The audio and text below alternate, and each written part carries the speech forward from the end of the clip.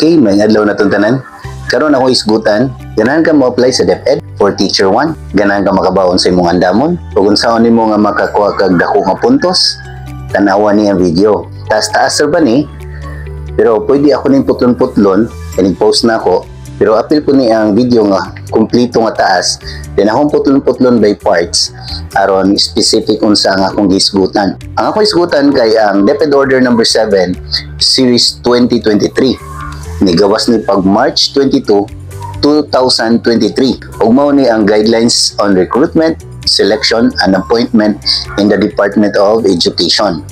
Kani nga DepEd order para ni sa mga mo-apply og Teacher 1 sa kinder, pwede ni para sa elementary, para sa junior high school o para sa senior high school. So kung asa kaning upat imong ganhan applyan, maura siya ang sud. Parihara. Siyempre, kung mag-kinder ka, ang imuhang gi-eskwelahan pag college kay ECE or Early Childhood Education. Katong sa elementary, ang imong gikuha kay katong BEd or Bachelor of Elementary Education. Ang sa junior high school, katong sa mga BSEd. Atong sugdan, unsay mga andamon nimo. Kanala atong isgutan na sa mga andamon nimo, gawas sa application letter, ikaw na bahala ato.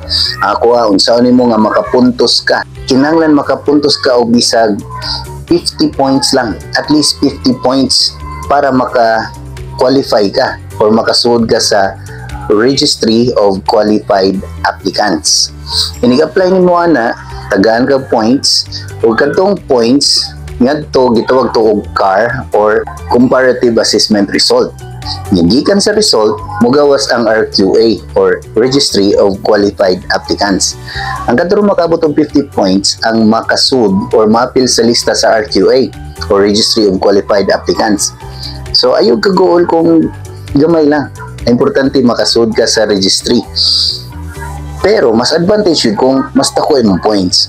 So kung isgutan karon unsa ang minimum requirements o unsa ang pinakataas nga requirements nga pwede nimo makuha ang pinakadako nga points.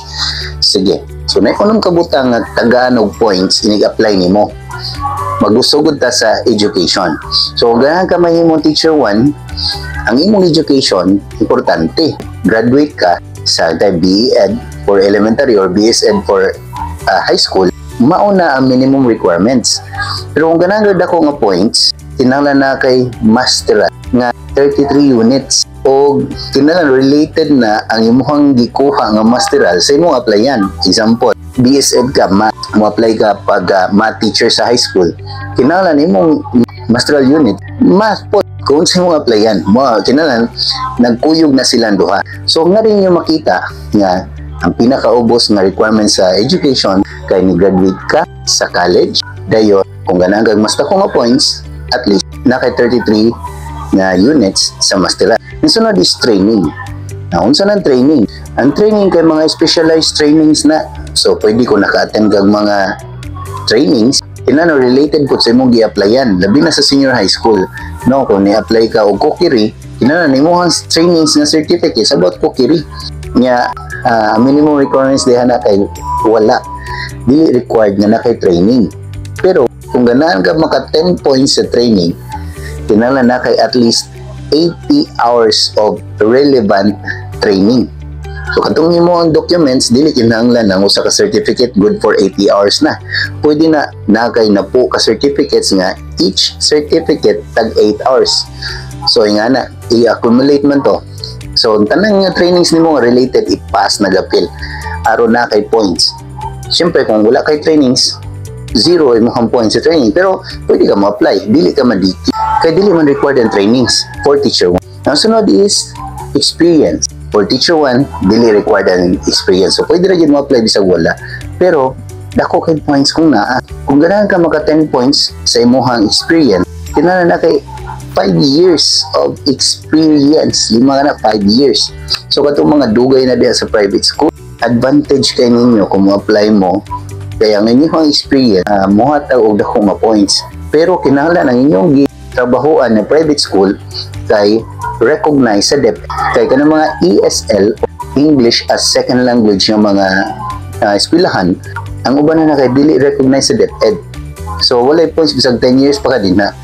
So make sure nga ang inyong gitrabahuan na private school kay recognize sa DepEd aron puntos ang inyong experience. Ang sunod is imuhang score sa mua nga time let pa to sa bag-o nga karon gitawag nag LEPT. Kung pilay mo points sa LEPT, hintay na kay 82.75 sa imuhang exam sa LEPT. I-divide na og 100, then i-multiply og 10.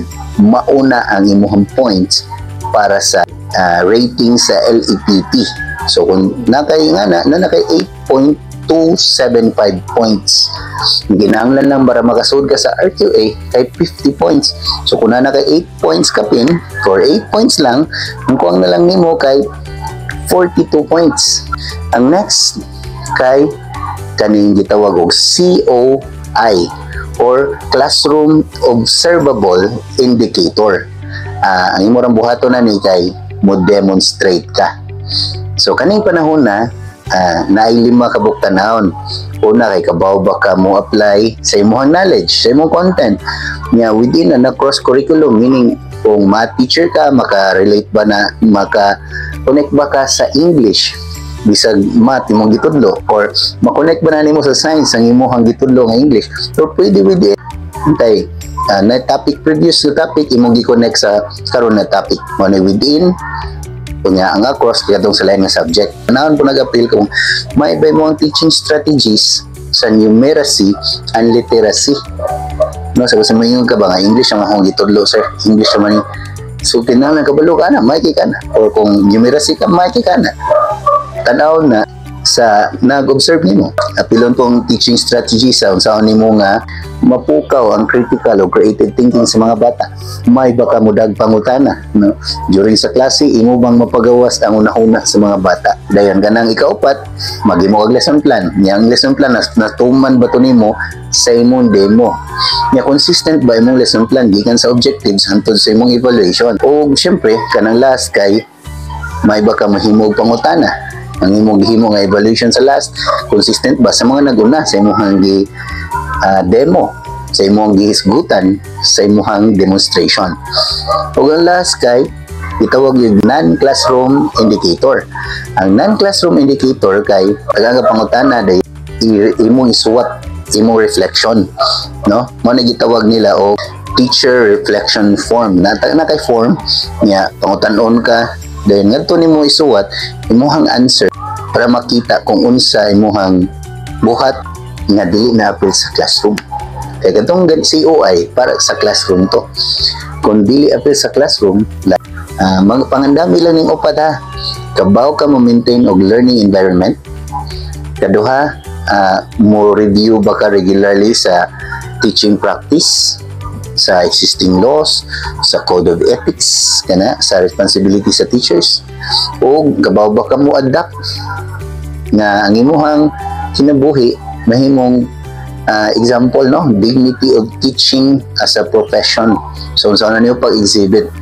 O last kay mo participate of professional, mo participate ka in professional networks or share knowledge and experience, like sa buhaton nimo aron mas mo grow ka professionally. Na kana mga hints lang na pwede na ipangutana dito, or pwede po dog written ro na niya ikaw imo ra basahon niya imong ansiran. Dayon tagaan tong points ang imong answer. For example, morning ang imong points hintahe sa TRF rating kadto sa imong gi-answer kay 14 i-divide to 20, dayon i-times og 25 mo to yung points. So kani na kay siguro 17.5. So kung ang imong education igulang bago lang ka ni graduate, 0 kinta ito, dayon wala kay trainings, wala kay experience, pero naa kay score sa test, di ba? So kung naa kay score sa test, naa kay score sa classroom observation or demonstration, dayon sa mura og exam, kaning tulo enough na nga makaabot ka 50 points. Makaabot nga 50 points, masud ka sa RQA, qualified ka nga pwede ka pilian. Ayaw mo pag-expect nga kay rank 1 ka ikay dili. Ayaw mo pag-expect nga kay rank 1 ka ikaw automatic ang i-promote or ikaw automatic ang dawaton. Kay dili ingana no gani napagibutang diri other evaluative assessment. So pwede ka interviewon dayon sa interview makita na may bakang tao di kaya unya nagtapuan ka unya dautan kan tao bati kag batasan di ka ba mo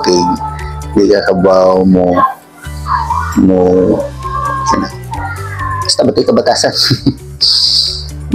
Maulan niya ko kasulti ang uban may na bakiray basin tinuod na ako kasuway manana pero kung naman kayo bakiray nana ikaw sa bakiran may kakantaw kung kamao ka may bakantaw kaya dili enough na may lang ka no kaya sa ato mga ipang hambog nga may taani kamao ko ani niya di man gamay sa imong kauban na imong kang toxic sa imong kauban na imong kang toxic sa trabahoan puro ra ka negative puro ra ka reklamo pero wala kay ikahatag nga solusyon so ikaw kay dawaton mas maayo jud ang main tao pero syempre up to 50% mas maayo jud noon tong dako kag points rangkuan ka nga buutan pa jud ka syempre ikaw kay dawaton so kung kana tanan ang hisgutan na ana nimo pang-apply sa DepEd ini karong 2025 and welcome to DepEd.